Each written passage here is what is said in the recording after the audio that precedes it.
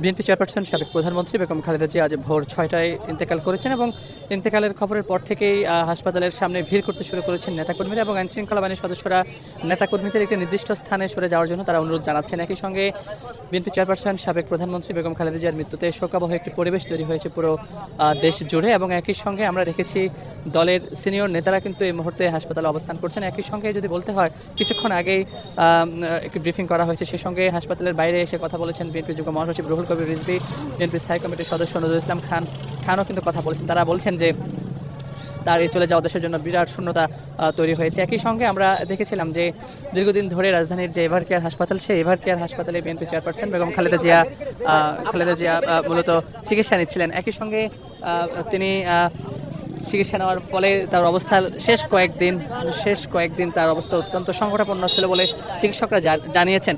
একই সঙ্গে যদি বলতে হয় যে শেষ সময়ে মূলত চিকিৎসক এবং তার পরিবারের পক্ষ থেকে কিন্তু কয়েকবার তারা জানিয়েছেন যে তার অবস্থা অত্যন্ত সংকটাপন্ন। আজ ভোর 6টায় তিনি কিন্তু রাজধানীর যে এভার কেয়ার হাসপাতাল, সেই এভার কেয়ার হাসপাতালে তিনি ইন্তেকাল করেন এবং তার মৃত্যুতে পুরো দেশে একটি শোকাবহ পরিবেশ তৈরি হয়েছে। মৃত্যুকালে তার বয়স হয়েছিল ৭৯ বছর। তিনি শেষ কয়েকদিন রাজধানীর যে এভার কেয়ার হাসপাতাল, সেই এভার কেয়ার হাসপাতালে তিনি চিকিৎসা নিচ্ছিলেন এবং আমরা দেখেছিলাম যে তার অবস্থার শেষে শুরুর দিকে কয়েকদিন অপরিবর্তিত থাকলেও মাঝামাঝি সময়ে এসে কিছুটা উন্নতির কথা চিকিৎসকরা জানালেও কিন্তু শেষ কয়েকদিন তার অবস্থা সংকটাপন্ন হয় বলে চিকিৎসক এবং পরিবারের পক্ষ থেকে জানানো হয়। এবং যদি বলি আজ ভোর 6টায় তিনি কিন্তু রাজধানীর যে এভার কেয়ার হাসপাতাল, সেই এভার কেয়ার হাসপাতালে ইন্তেকাল করেছেন এবং নেতাকর্মীরা কিন্তু এরই মধ্যে এখানে ভিড় করতে শুরু করেছেন।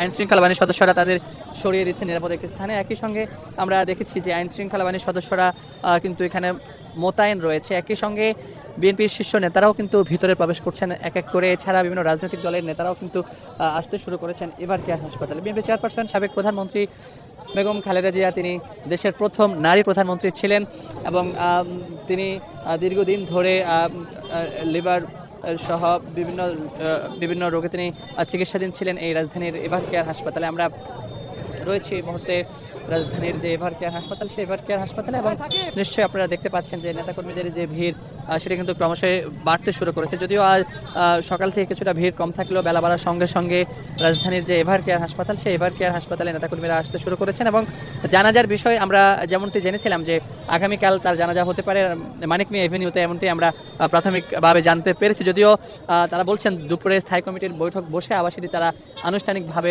ঘোষণা করবেন বলে আমরা জানতে পেরেছি। দর্শক, এই মুহূর্তে রয়েছে আমরা রাজধানীর এভার কেয়ার হাসপাতালে এবং দেখতে পাচ্ছেন যে এভার কেয়ার হাসপাতালে যারা উৎসুক নেতাকর্মীদের ভিড় কিন্তু সময়ের সঙ্গে সঙ্গে বাড়ছে। একই সঙ্গে যদি বলতে হয় আইনশৃঙ্খলা বাহিনীর সদস্য থেকে শুরু করে বিভিন্ন পর্যায়ের নেতারাও কিন্তু এভার কেয়ার হাসপাতালে প্রবেশ করছেন। ভিতরে আমরা রয়েছি।